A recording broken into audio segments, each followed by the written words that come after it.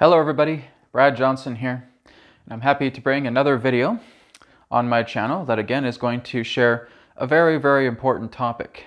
And the topic we're going to discuss in this video is the paths of the soul. So, looking into the paths of the soul, we're looking at three different paths. So the first path we're going to look at just briefly is the intellectual path, or the path of intellect.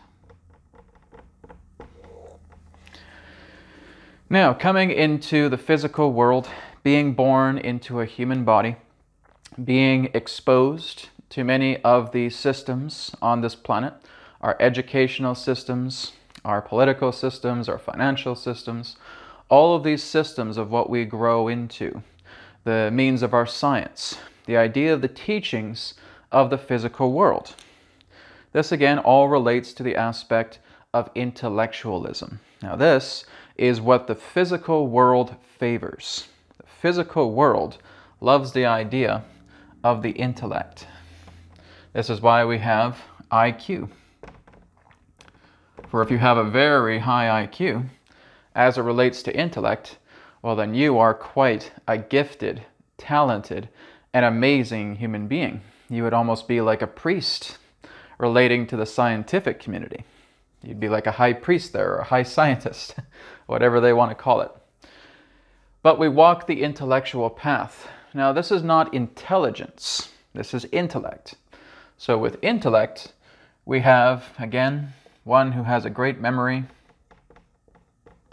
one who studies,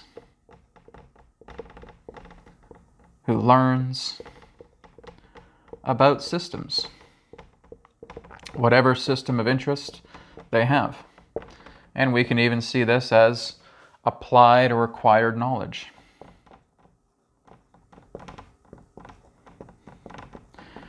And this person just is so bright, they're able to just share all kinds of great knowledge that they got from textbooks, that they got from their teachers, that they got through their own forms of research. And they have a high IQ, maybe their high IQ is 175. So they're quite brilliant, they're quite bright. And they look at all of the world's problems and they try to sort it out intellectually. And saying, well, you know, maybe if we invent this new technology, maybe if we invent this particular type of technology, maybe if we improve this thing, then maybe that'll help. And maybe you'll get a little bit of extra incentive. Maybe you'll get a little bit of extra boosting to make things a little better and a little bit more better and a little bit more better, relating to all of these systems, right? To looking into the idea of free energy. Hey, that's great. We can certainly use free energy. Free energy would be a wonderful thing. About cleaning up our transportation, cleaning up the idea of utilizing fuel in the way that we're using it, rather than polluting our skies and polluting our air, polluting our water, trying to clean that up. Hey, that's good. We certainly want that, right? Being able to shift relating to what we're going through as it relates to dirty fuel usage. So again, have a very high IQ, have a great intellect, have a great memory, is able to think on their feet, they're quite good, they're just intellectual geniuses. Now, these intellectuals will stay pretty much in the physical world because that's all they think about. Their God is science. Their God is atheism. And they become just hardcore atheists. And that is what they decide to follow throughout the course of their life. They want to see to believe. That's the philosophy of the intellectual. The intellectual, again, drawing a little eye here, wants to see it and then they'll believe it. We cannot accept anything that cannot be explained by a practical or rational means. Everything needs to be directly in front of me. It needs to be something in material. It needs to be something that I can witness. It needs to be something that I can see, smell, taste, touch, and hear. Right? They are the priests of the five senses. So this is the priest. And he's all about experiencing with the five senses. They do not want to even look at anything that they consider to be intangible or impractical. Wouldn't make sense to them. It's not to say that they're bad people at all, right? There's a lot of good intellectual people that want to do wonderful things for the world, and that's certainly commendable. But again, they stick to the physical world. They want to look at physical problems, and they want to look at physical solutions, and their idea of that is being able to study, is to have a good memory, is to learn about the systems that we have, utilizing and expressing acquired knowledge. Okay? So that's the intellectual path. And a good majority of the world's population is on this path, is on the intellectual path. So when they are on the intellectual path, they will stay in the physical world. They do not care about the aspect of using emotions or using their intuition or anything that represents some type of impracticality. And like I said, we do have small portions or medium portions of intellect within ourselves. This isn't speaking to everybody who has some aspect of intellectualism within themselves. This is the hardcore intellectuals that I'm talking about. These are the scientists of our world. These are the people that put so much practicality in things, where you could say about 80% or more of their time is dedicated to the intellectual problem solving.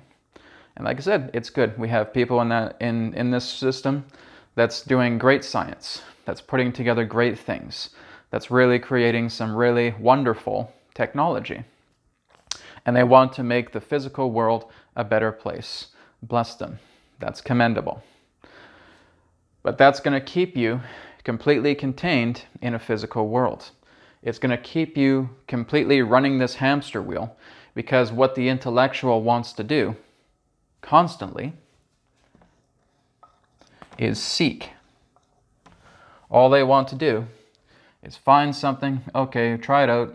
All right, find this thing, okay, try it out. Okay, find this thing, okay, try it out. And they want to continue to do this hamster wheel. They want to go deeper into this dot, and then deeper again, and then deeper again, and then deeper again, and deeper and deeper and deeper and deeper and deeper, and they never become satisfied. Their intellectualism is the driving force relating to the physical world, and their science is their God, and they go deeper, and they keep digging and digging and digging and digging and digging and digging, and this hole that they keep digging never ends. And so it's like watching a hamster run a wheel. And again, that's what they prefer. I've even had conversations with scientists and saying, hey, you realize that you're constantly digging a hole and you're constantly going deeper and deeper and deeper, and it's going to be without end, right? I don't care. I'm going to find more truth. I'm going to find more intellectualism. I'm going to find more of these things, and I'm going to keep digging and digging and digging and digging and digging until we get into really great science. Okay. All the best to you, right? Have a wonderful experience with that in the intellectual path. So these people, again, stay with the physical earth, right? I'm talking about the people who are about 80% plus intellectual. They don't care about religion. They don't care about their emotions. They don't care about intuition. They don't care about anything that represents the spirit, right? When we're looking at the 80+% intellectual. So that's the intellectual's path. They will stay with the physical earth, or they will go into realms, again, that represent great science as well too. They'll go into other dimensions in their transient body, and they will start to look at all these different forms of sciences to, again, improve the planet. And this is not a bad path. This is not a wrong path in any way, but it certainly is the densest path, okay? This is the most dense path you can be on, because there's another side to the intellectualism. There's a lot of people who want to weaponize through science, who want to control through science, who want to conquer through science. And that is the dark side of the coin. And those ones are basically, experiencing their own hells, because all they want to do is they want to control, they want to conquer, they want to corrupt, to control, to conquer, and to corrupt. And those are the ones that are, again, very much caught up in the darkness. And as they're in the darkness, they are, when they transition from this life, going into those very lower astral planes, as I talked about before in the previous video. So we do have that.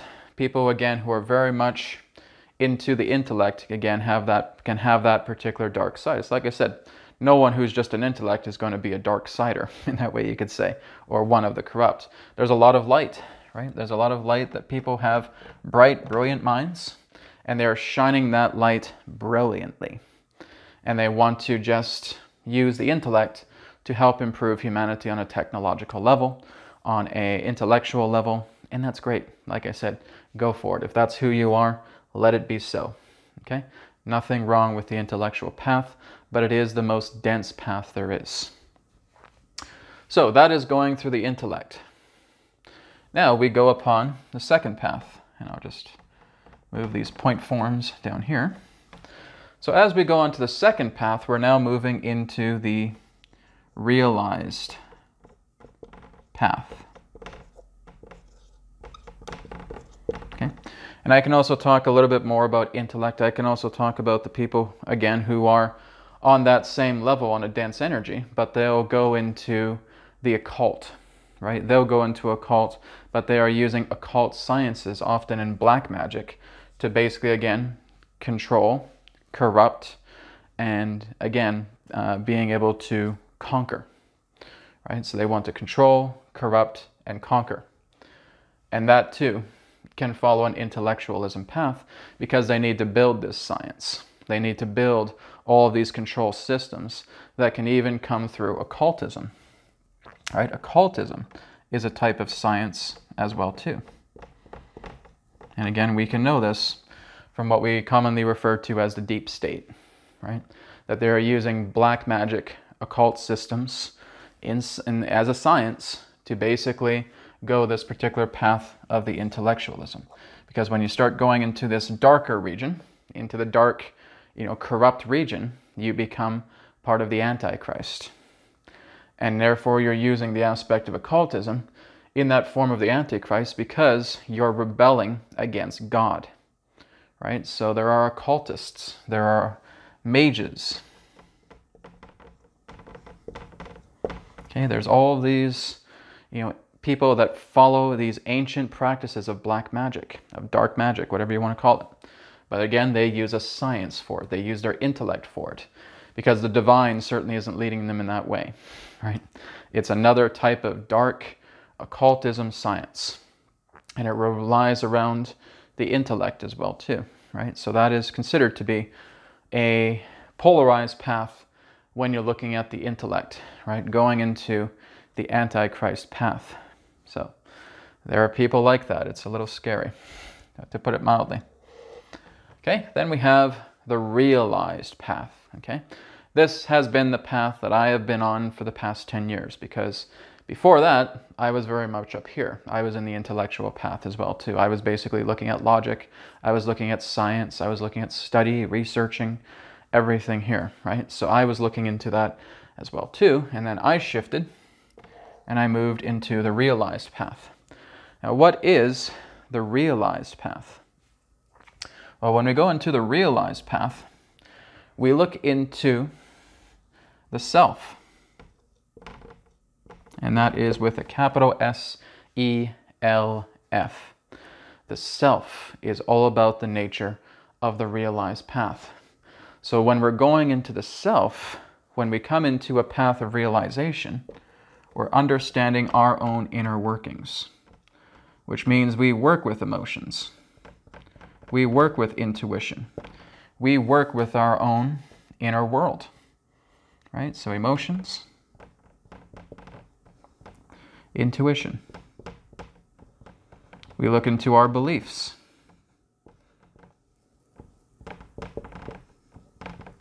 We look into more of the intangible world and attempting to make practical sense of it, right? So it's kind of like a best of both worlds here. It's like you're taking the intellect, you're taking intuition, and you're putting it together.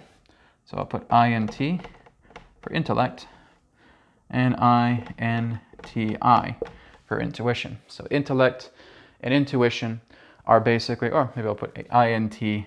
INT and INTU. Intuition and intellect, again, are basically meeting in the middle. And we're dissecting ourselves. We're scrutinizing ourselves. We're getting an idea about what our inner world is like. We're open to our inner selves. Unlike the intellect doesn't care about the inner self. It wants to look what's on the outside. It wants to use its brain capacity.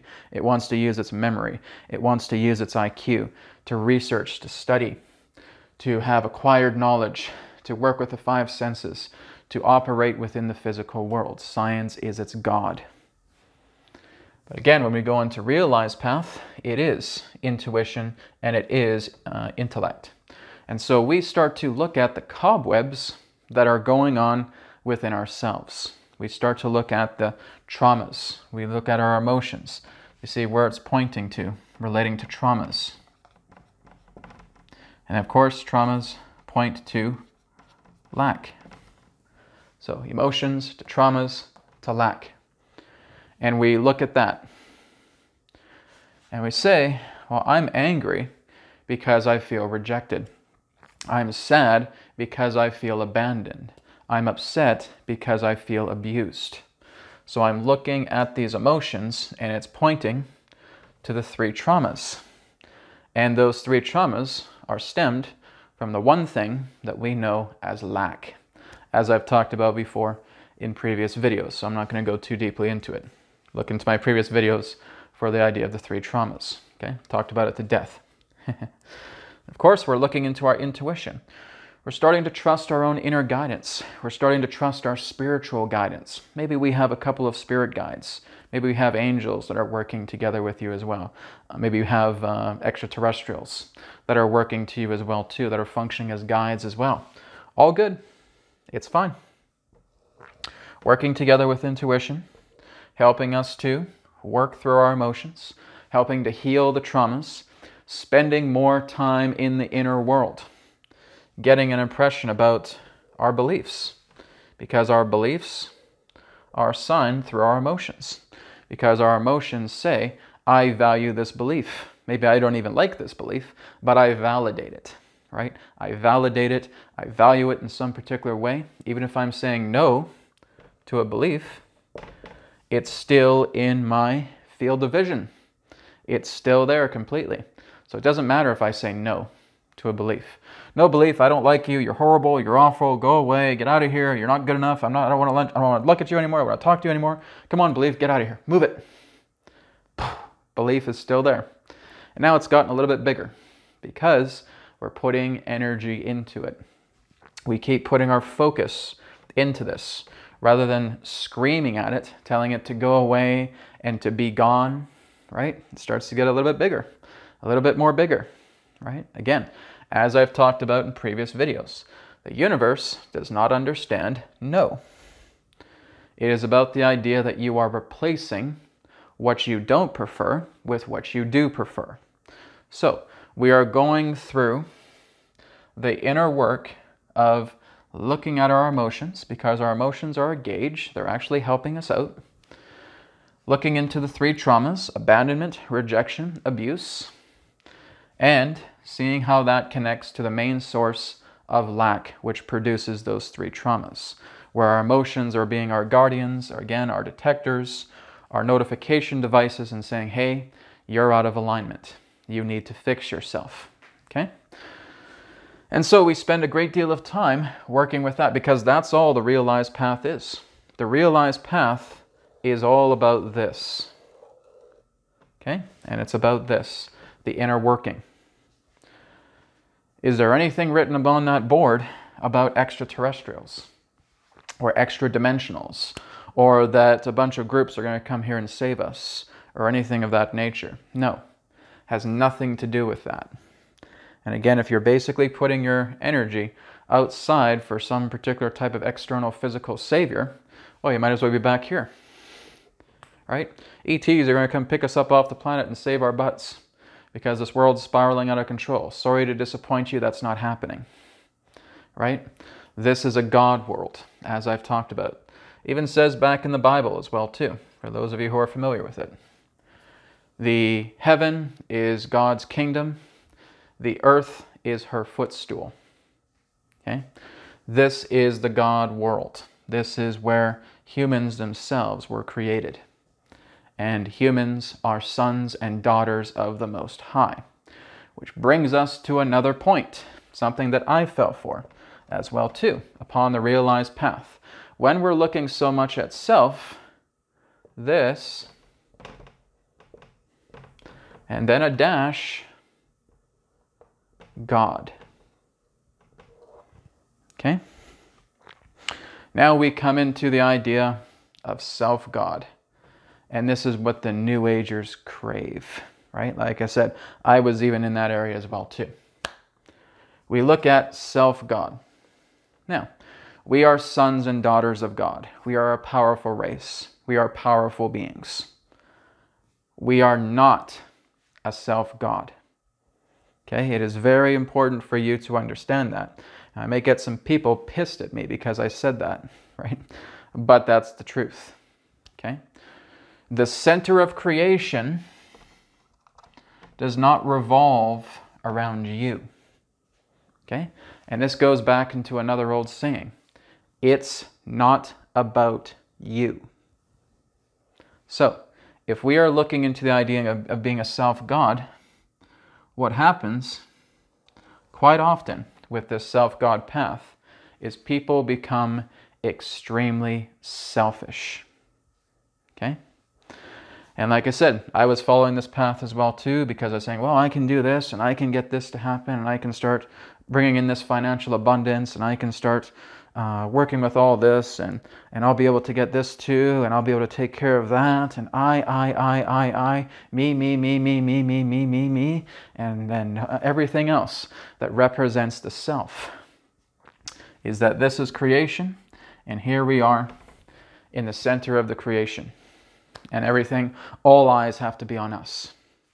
Now, it is certainly true. You are the only one in your own universe. That's correct. But there is a presence that exists beyond you, and that presence is God.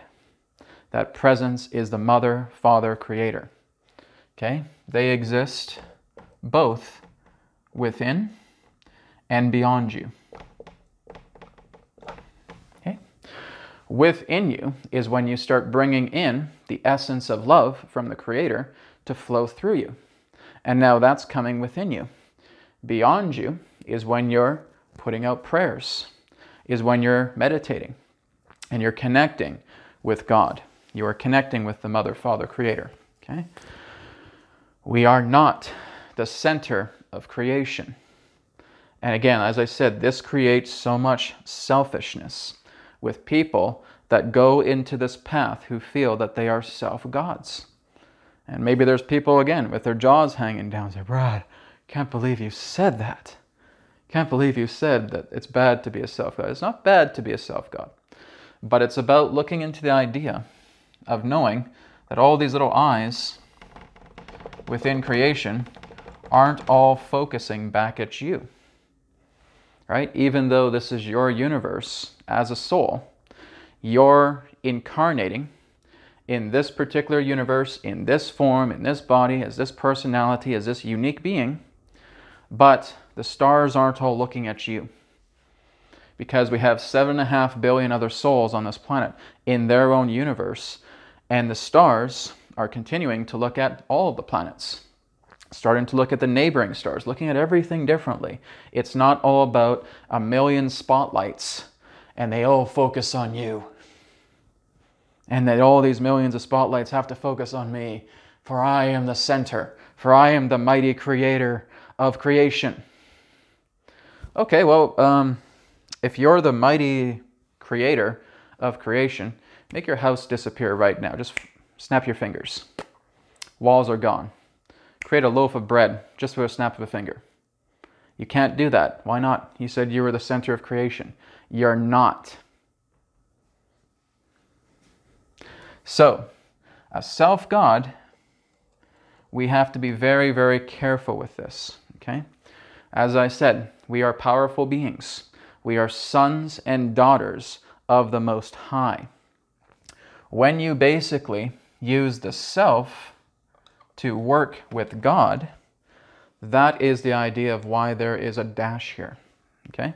It's not just self space God, or all one word self God. There's a dash here. Okay? We can also look at it as a slash. Self God. Through the self, God works through me.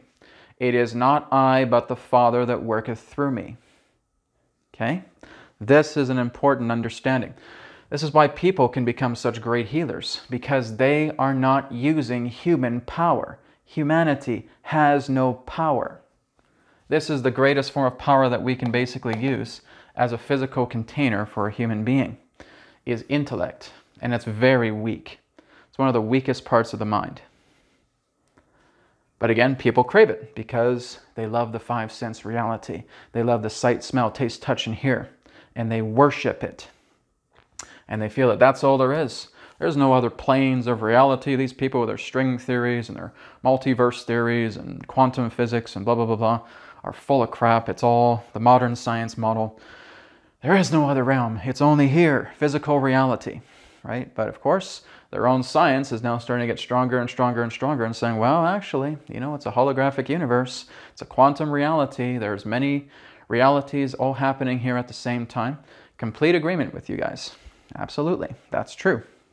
But again, when you're looking at the intellectual mind, that's the weakest part of the mind there is. Because now you're looking at deeper aspects of the mind. What happens when you become one with God and you now have a God mind? Because it is not you, but the Father, the Mother that worketh through you. So, that is what takes us on to the next path. That is called the Creator's path. And we'll be getting into this shortly. But there's more that I need to share regarding something that indeed has been quite a disaster. And a lot of that disaster is in the New Age community. Okay? A lot of it is in spiritual communities. And it's this idea of self-space God, rather than self/God or self-God, which represents a cooperation, which represents a co-creation. We're basically just seeing it as self-God. Okay? And again, the self cannot be that. If you were, again, a self-God, you would be able to change everything on this planet without the need of the aspect of a creator, right? You wouldn't certainly be the one infinite creator within yourself. But that's not how it works. You're noticing there's imperfections within you. You're noticing there's hostility within you. You notice there's a rich ego within yourself. You're noticing all of these physical attributes about yourself. You notice you're struggling. Since when does God struggle? Right? Doesn't. What is God? Well, Brad, it's a creator. Right? God is a creator. Yeah, God is a creator. But God is the embodiment of everything in perfection, which means there is not a single bit of lack within God whatsoever.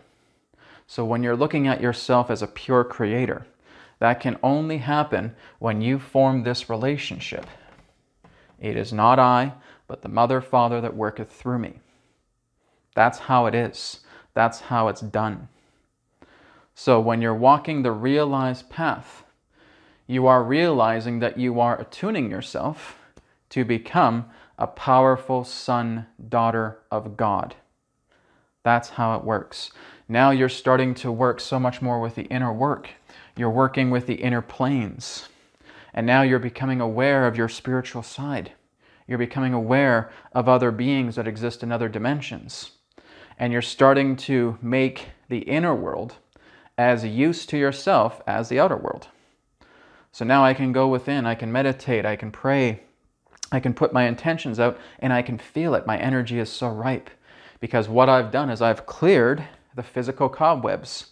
I've cleared the emotional cobwebs. I've cleared the traumatic cobwebs. I've cleared the lack, as much lack as I feel I can. And now you become realized, right? And this is where I am right now, just right at the edge of the realization path and just starting to go into the Creator's path, okay?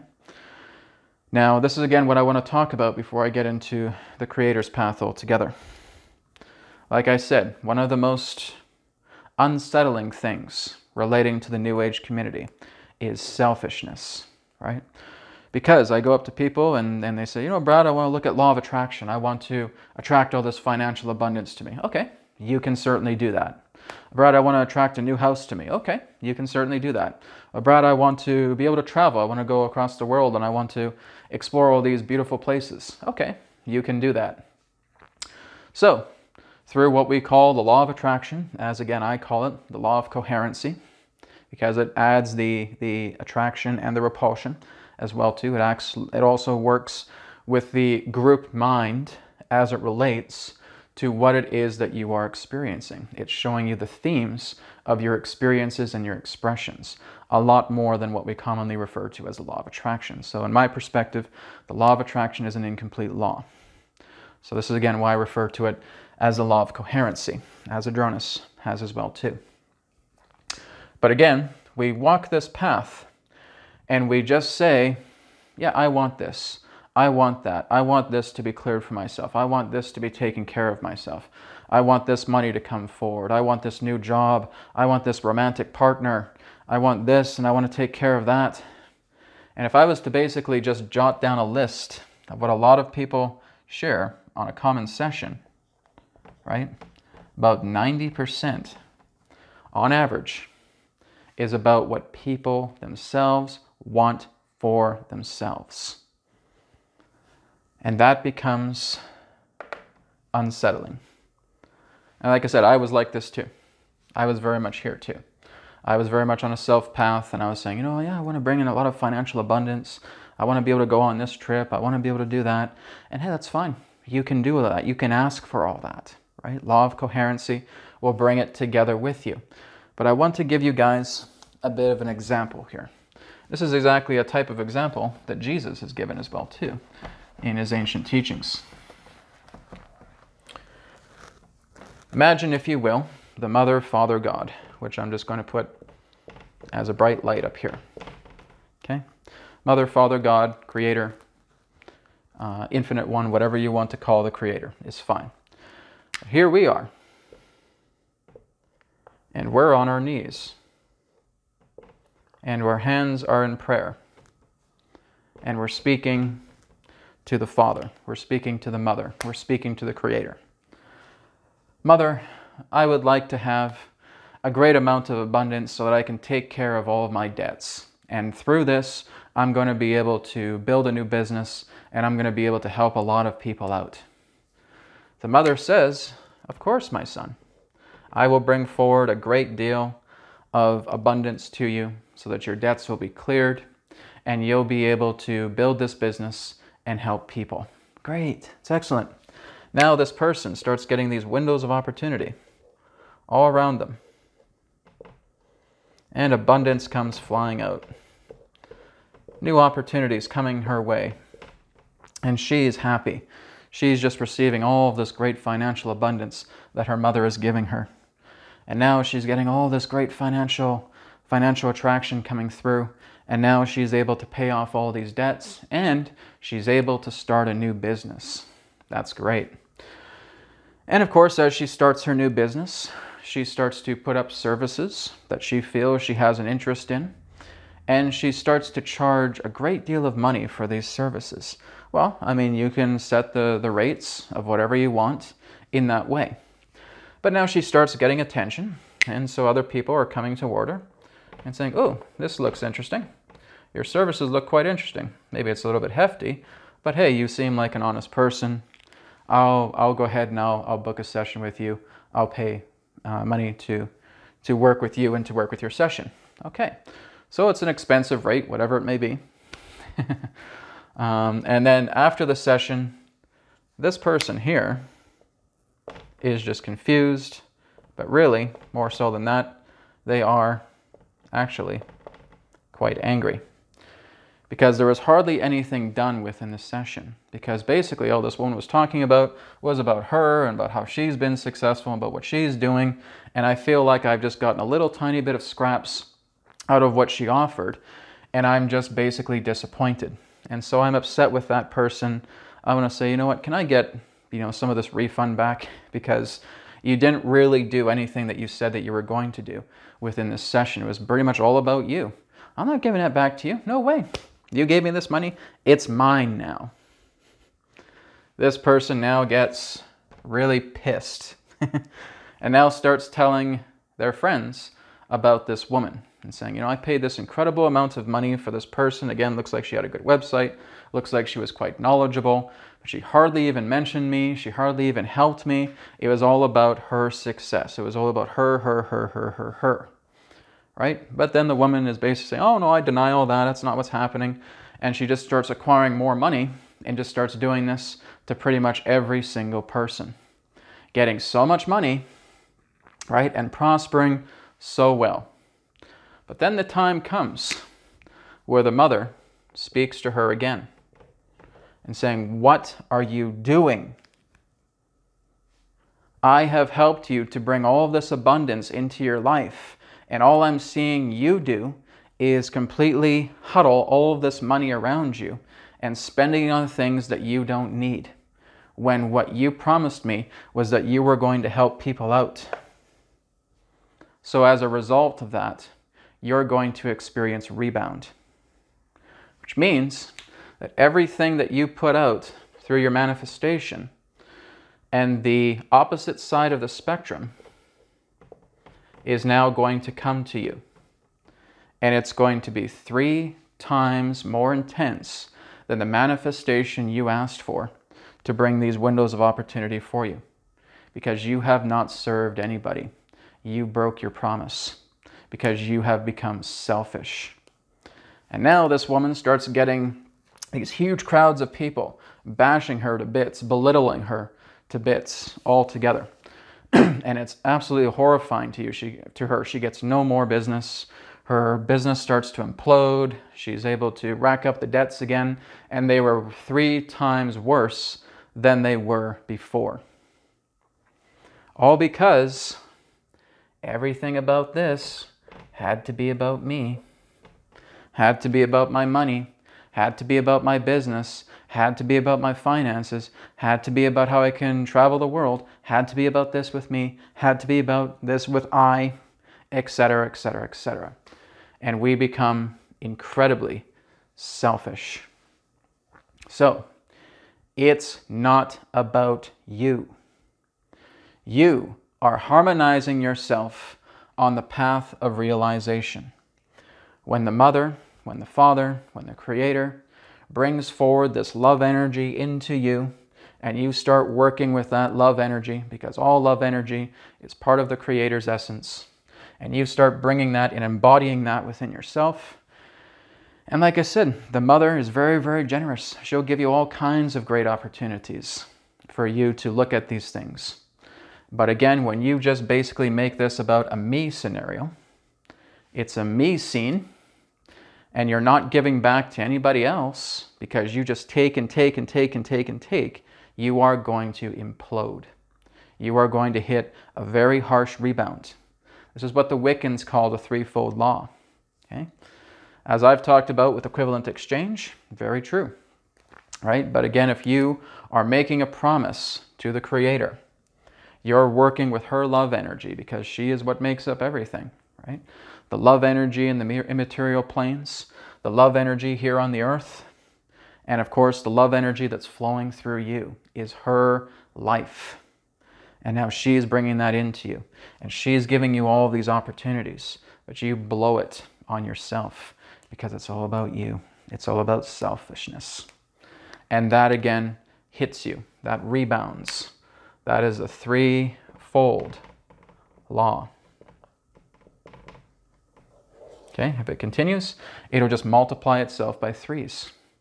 Right? So then after a while, 6 times more powerful, 9 times more powerful, and multiplying and multiplying and multiplying until this person is just completely bankrupt and has nothing left and is ultimately suffering and doesn't know why. Because this is what very commonly much of the New Age community creates, is this feeling of self-indulgence. You are on this planet to help others. You are firstly developing yourself through the realized path to again refine yourself, to honor who you are, to appreciate who you are, to bring love into yourself, because that's what you're going to be able to do, to have that confidence, to have that alignment, to work together with others. Yes, you want to love yourself. Yes, you want to honor yourself. Yes, you want to appreciate yourself. But this is going overboard, right? Because now you become egoic. Now you become so self-centered that this is why you feel that you're the God of the center of creation. Because all eyes are on you, right? That is the distorted path to the realized path, okay? So, again, I'm not here to offend anybody. I'm telling you this because this happened to me, okay? I was going through certain distortions on the realized path. Of course, I'm giving out free information a lot of the time, and I have sessions and all that stuff, but really where my mind was, because I enjoy helping people, was all about, okay, what about financial abundance? What about this? What about that? What about this? What about that? And I just focused on I. And at times, I would get rebound, right? I would get debt coming in together in that sense. There's nothing wrong with running a business that's paid and you're helping people out. But when a person says, here's some money for you, you are giving them such unbelievable value because that money that they give you is their own energy. And you take that and you say, I'm going to do something wonderful for you now because you've done this for me. You have to look at the idea of another person giving you money as love, right? Even if they feel like they're a pretty bitter person. Nonetheless, you're seeing their abundance as love coming to you, right? It is pure love energy. Thank you so much for this gift. I'm going to give you something incredible. And then you do, and now this person is just talking up the hills to you, right? This person is so great. They shared some really great information. They really went above and beyond. I recommend this person. Guess what happened? That person who was once bitter, who had a session with you, who was so thrilled and so excited, and just shares so much love from you, it's not coming from that person. It's coming from the Creator. This is what we call the Creator's reward. So, now we're going past something that is New Agey. Now we're coming into the idea of true spirituality. Now we're coming into the true soul path. We are seeing love coming together now. And this leads us into the Creator's path. Because now what we do is we just be of service. We're being of service, whether we have a paid session or whether we're talking to a person on the street, we're giving them love nonetheless, and we're giving them a great amount of love. So this is again like what I do, is people can come to me and they can pay for sessions, and I give them absolutely all of my all because I feel their energy, their love energy, their money as love, and I give that back as deeply and as powerfully as I can. There's times in that sense where people come to me and they're pleading. They're pleading so much, Brad, I just need a session. I need to talk to you. You know, if you can just spare like 10, 15 minutes. There's a very urgent situation coming through. And I say, come on in. Let's talk, right? Don't worry about the money. Come and talk to me. And that's it, because it feels so great. And then I share some stuff. I do what I can to help that person out. Maybe it works, maybe it doesn't. But nonetheless, I make my time for that person. And again, when that happens, you're just so enjoying the idea of serving everybody else. Now, here's another wonderful quote from Jesus. He who is great among you must be your servant, and he who is first must be your slave. Right? So, what are we talking about here?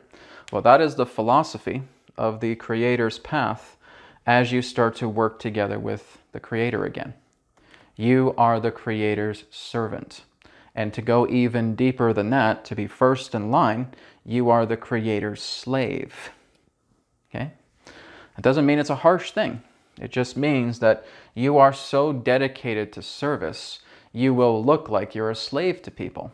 When in fact, it brings so much joy to your heart to actually be a slave for the divine. Because you're actually being blissed out. You're not being tortured. You're not being cracked at with a whip. You are so blissful that you're acting like a slave. And so those people will be first. Those are the people who are great among you. those are the people who just want to commit to service. They honor themselves, they appreciate themselves, they know what they're capable of, but they go to other people and they just offer so much love. Because what they're doing is they are reuniting with the Mother, Father, God. The Mother, Father, God is their whole life. Okay? There's a person online, and maybe some of you have heard of him. It's a person known as A.J. Miller. Okay? Now, for some of you who know that name, this person has referred to himself as the reincarnation of Jesus. Okay? I've only been aware of him very recently. A friend on Facebook was telling me about him. Okay? And again, he claims that he is the reincarnation of Jesus, and he's an Australian fellow. And I just started looking into them. But first, when somebody told me about this, I'm like, come on, man. I've had like 20 people, 30 people throughout the years saying, Brad, you know what? I'm the reincarnation of Jesus. I'm the reincarnation of Jesus. I incarnated as Jesus. I hear that so much. And I'm like, come on. You got to be kidding me. Yeah, okay, this guy is the reincarnation of Jesus. Yeah, sure. So is my pet elephant. You know. But nonetheless, I looked at that. I looked at him. I watched his videos, and I just tapped into him, right? I just put my ego aside, and I looked at him, and I saw what he was teaching. I see how he was offering things to people, about how he was really just doing things a lot by donation and all of that. I said, this man has a good heart. This man is very, very open-hearted, and I sensed that with him. And I also seen, again, a lot of the criticism he's had online. People are really, really PO'd with him that he calls himself Jesus, right? But then again, I look at a lot of his videos and I see exactly how he is retaining a lot of memory at those times. And I've also looked into some times of Jesus through the Akashic Records as well too. And he's basically matching with a lot of the things that I've seen as well too. I'm like, whoa, that's pretty good actually, right? And so I tapped into my guidance and I asked, is this person indeed the reincarnation of Jesus? Now, what I'm just about to share with you guys is just what I've received through perspective. The answer was yes. Okay? So I just started watching some of his videos, and he has some really great stuff, right? Some stuff a little bit different than what I'm doing, but of course that's great because we all have different perspectives on things, but it really all just cycles back to the same truth. So again, I started to look at his stuff and was just really, really amazed. And again, he talks a lot about the idea of merging with the Creator, of being at one-ment with the Creator. It's very accurate. Very accurate. Okay? You want to make sure that when you dedicate yourself to the Creator's path, the Creator is your whole world. It is like looking at a 3-year-old child to their mother and or to their father. Their parents are their entire world. Mom, what about this? Mom, what can I have this? Mom, what about this? Mom, mom. All the time. And it's not like this woman's going, oh, what the hell do you want now? What is it? Leave me alone. Right? No, not from the Divine Mother, not from the Divine Father, not from the Mother, Father, Creator, not from the Mother, Father, God. It is smiles.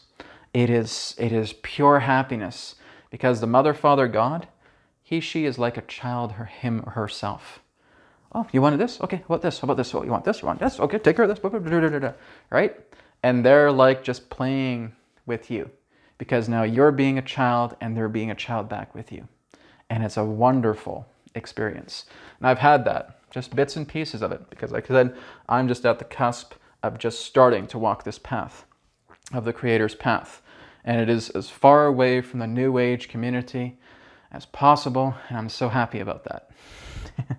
Again, I'm not here to bash anybody in the New Age community. There's some people in the New Age community that are wonderful people, that love to give to people and that are awesome, right? And blessings to those people. But I'm just meeting a lot of people throughout the 10 years that I've been doing this who, again, are all about the me path, right? The me-mentality, as I'll call it. The me-mentality. I'm not sure if I'm spelling that right, but whatever. The me-mentality. Of themselves, where again, it's all about the self. It's all about me. All eyes are on me. The billions of spotlights are on me. Every star in this galaxy is looking at me. Even the galaxies are looking at me right now. Oh my God. right? So this is, again, what I'm sharing. I'm being honest with you guys. I am being truthful because, like I said, I was in some way similar to this myself as well. And I'm very, very glad I got out of that, right? Like I said, I still channel Adronis. I'll still bring him in through occasion, because none of this is Adronis' fault whatsoever. A lot of it had to do with all of my own belief systems. Adronis was working with me. I had certain belief systems in me, and there were certain systems that were working together in what I would refer to as an addiction to the New Age community, right? So there are certain things that I knew that I could not bypass in a channeled state. It's like Adronis was trying to come through, and at times there were brick walls. Not all the time, but at times that did happen. This happens to channels, right? When we basically have this square base here, we will have certain belief systems within ourselves that just instantly say, no, that's wrong. And it's not even the entity that's saying that, it's the channel, right? And on occasion, that has happened to me, right? I'm not a 100% perfect channel by any means. A lot of what Adronis has shared, I would say well within the high 90%, is indeed very, very accurate. But there were little times where I hit these belief leaks or hit these belief walls. And some things were not so accurate because it was part of belief, right? So that does happen. But again, what I'm doing right now is just starting to enter the causeway of going to the Creator's path, of being able to work with the Creator's path. Where Adronis is right now, he is in the 7th density. He represents an archangelic intelligence, right? I was just connecting with him earlier today, and he just looks amazing, right? He has wings now and everything, and he looks like an archangel. It's powerful. But again, I've been having a lot of interactions with the mother, not the father, the mother, right? Because when I was first starting this, I was talking about the father, the father, the father, the father.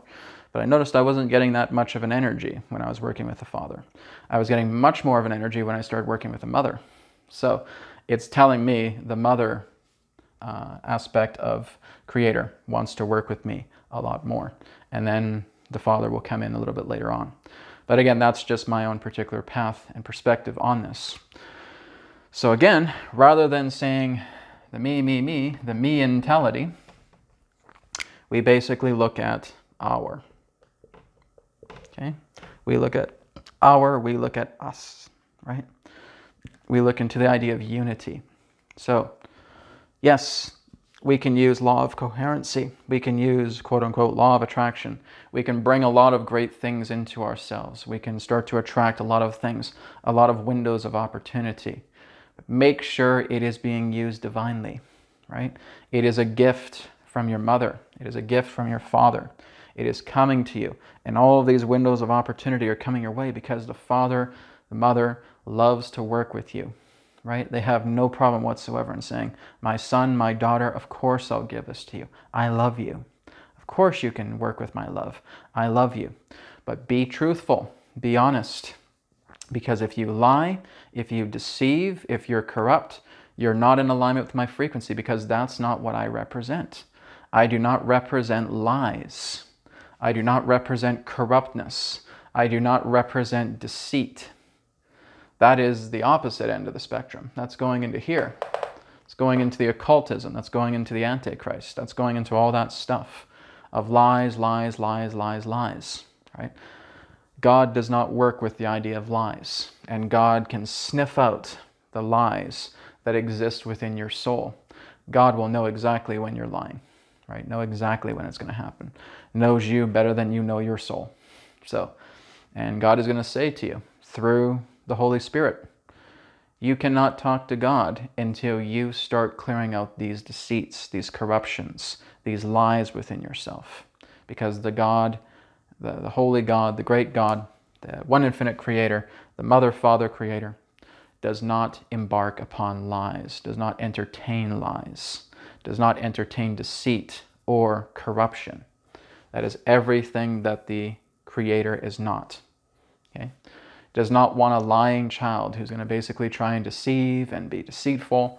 No, doesn't want that. It's like a parent that's looking at their child and saying, okay, what did you do today? Oh, I flew up to the moon and I did this and I did this and blah, blah, blah, lies, lies, lies, lies, lies. And you're just, come on. I did not teach you to be a liar. You have to look into your truth. I want you to be truthful. I want you to be honest. And we want to create a space of love so that truth and honesty is possible. If we don't do that, then of course our child's going to lie to us. So again, that's what the mother, father relating to their kingdom is all about.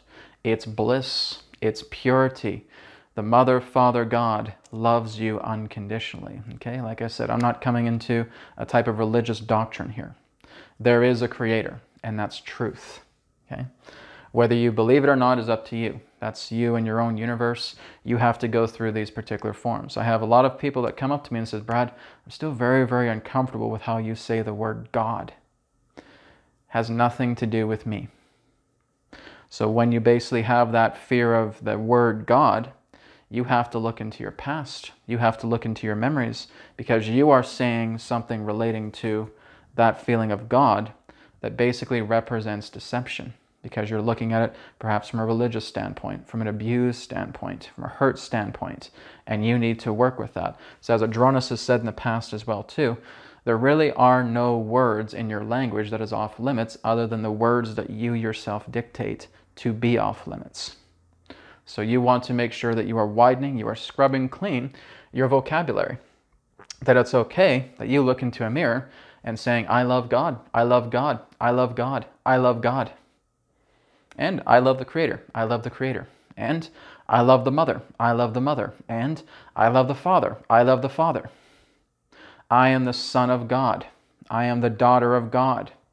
I am the son and the daughter of the Most High. Because that's who we are. We are that. We are the sons and daughters of the Most High.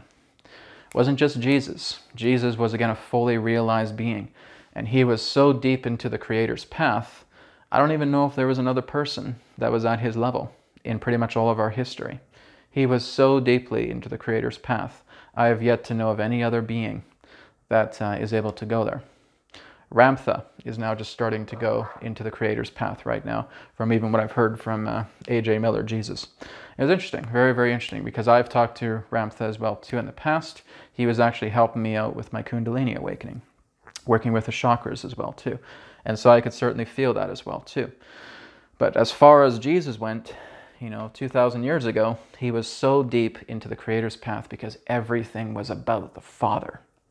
Everything was about his kingdom of heaven parent, right? About the parent Creator. And he spoke about it everywhere he went. He thought about it. He ate, drank, lived, slept the Creator. Everything was about the Father. And that is why he's the most popular person on our planet. If he was just some other average Joe, we'd forget about him so easily. Why is he the most popular person on our planet, really? It's because of what he taught. It's because of who he was. He was able to impact the entire collective consciousness of this planet. One person who was able to be so deeply in the Creator's path by sharing these extraordinary teachings, by doing these extraordinary things, because the Father was all that he was about. Can you imagine if we have 12 people, if we have 100 people, we have 1,000 people, we have 1,000,000 people that are on the Creator's path in the greatest depth possible, where they make the Mother, Father their entire life? You would have a most prestigious planet. You would have absolutely no corruption at all.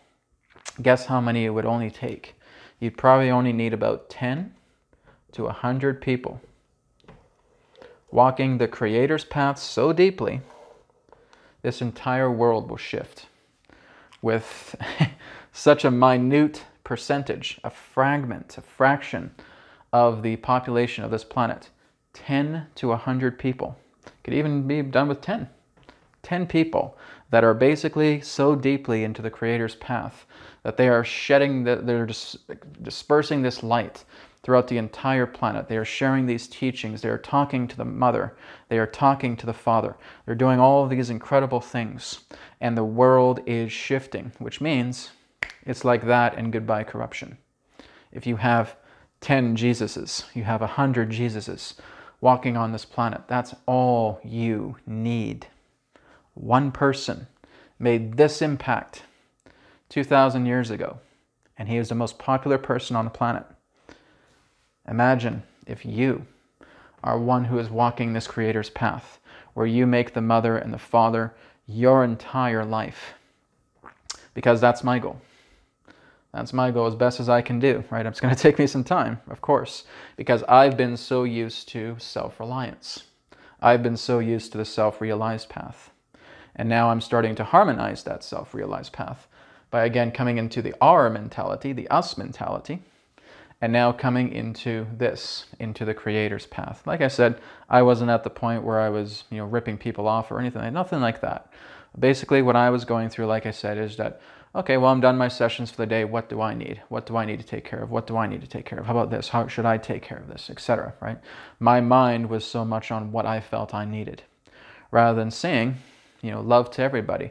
What does everybody else need? What does everybody else crave? What does everybody else here feel like I can do for them in that way? Your mentality changes. It comes out of the self aspect. And then when you make it about us, you're here. You're in the Creator's path, because the Creator works with all of her children, right? And as you are a servant of God, you now start embodying all that light, and you go out and you help your brothers and sisters. You help out your siblings, because that's what the mother, the father wants the most, and saying, Brad, go out and start helping out your brothers and sisters. Make a big video, do an incredible session, whatever it is. Do something that really, really helps people. Put together an assembly, whatever it is. Something that really, really helps out people. Sure, I'll do it. You got it, Mom. No problem. That's where we go. That's the whole idea, because the Creator's path is becoming in oneness with the Creator, bonding together with her love and feeling this essence within you so strong. But you're also, again, you're serving all parts of the Creator. And every other soul here are children of the Creator. And that's what we're doing. So this is why the us and the our is very much focused on the Creator's path. Of course, one more thing before I wrap up this video is, in the previous video, I was talking about how God is spirit. God certainly is spirit. Now, what God is not is a soul contained within these dimensions in that way, even though God could be if he or she wanted to, right? But what I wanted to reiterate was the idea is that God, himself, is indeed a great soul, okay? So that was something that was a bit of a mix-up in the previous video, and I wanted to reiterate that. God is indeed the great soul, not an oversoul, right? But a great soul, the great soul, right? Because God is everything, right? There's nothing that God lacks. That's why God can't relate to lack, because there's nothing within God that represents lack, right? So God is a body, God is a mind, God is a heart, God is a soul, God is a spirit, a great soul, a great spirit, right? But again, she is looking in observation at all of these different planes and looking at her children going on. And that again, as they align to love, they bring her in through that. So she is not experiencing as a soul in an individual sense relating to that. Her aspect of understanding that, again, is those that open up and connect with her and bring her love in and make it all about her. Where again, as you're serving God. And as you make it all about God, God says, serve everybody. Because that's my greatest command. Serve your children. Go out and create. Go out and love. And bring everything back to me. And that is, again, you dedicating, committing yourself to the mother, to the father, being that embodiment of working together with her energy, connecting in oneness with her love, and talking about her every day. Just thinking about her, right? Thinking about her. If you need something, you pray to her. And you say again how this is going to benefit us, not me. I'm just the conduit. I'm the vessel of God. I'm bringing this energy in, and I'm now dispersing it. I'm doing the actions. I'm taking this together. I'm working together with other people. And I'm sharing this love. And through the love that I share, I get the Creator's reward. I'm not even expecting it. The reward I'm getting from a person, a place, an event, a thing, is so divine, is so loving, because it's not coming from them. It's coming from the mother. The mother is so pleased about what you're doing. You get this great divine gift, right? You could be basically totally impoverished, but you are getting so much love. You're sending so much love to people, even though you're impoverished, the mother now starts to bring all of these love gifts towards this one person, because they can be living in a bush. They could be living out on the street, but they're so full of love because they connect to the mother. They connect to Creator so strongly, and they're blessing everybody. They're just giving blessings and love and appreciation to everybody. They're helping out people across the street. They're helping people with directions, and it's all done with love. And now they're getting the rewards back from their mother, because in that person, the mother is very well pleased. So thank you so much, everybody, for watching. Again, this is the Paths of the Soul, the 3 paths. We'll be looking some more into these in a later video. Thank you so much. Much love to you all, and may the essence of the Creator be with you always. Namaste.